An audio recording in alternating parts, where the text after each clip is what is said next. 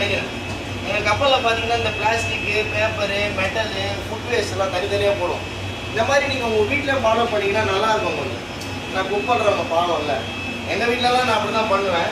நீங்களும் ஃபாலோ பண்ணிங்கன்னா கொஞ்சம் நல்லாயிருக்கும். ஏன்னா அவங்களும் மனுஷங்க தானே, கையில் வச்சு கிளியர் பண்ணும்போது எவ்வளோ கஷ்டமாக இருக்கும் அவங்களுக்குலாம்.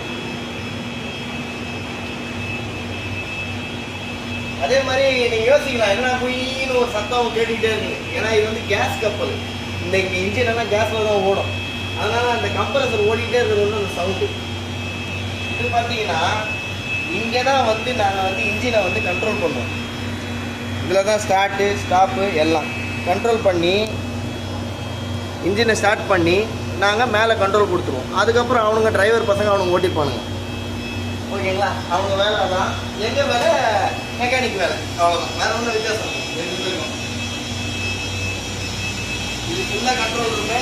இதுதான் அந்த கொய்யின்னு வர சத்தம், கம்ப்ரஸர் சத்தம். இது ஒன்றும் இல்லை, சும்மா பின்னாடி கேபினெட் தான். ஓகேங்களா? அடுத்த வீடியோவில் உங்களுக்கு நான் என்ன போடணுமோ, என்ன வேணுமோ, அதாவது கேபினோ இல்லை வெளியவோ எதாவது வேணும்னா போடுறேன். என்ன பண்ணுறது, எங்கள் துரதிருஷ்டம் இந்த போர்ட்டில் வெளியே போக முடியல.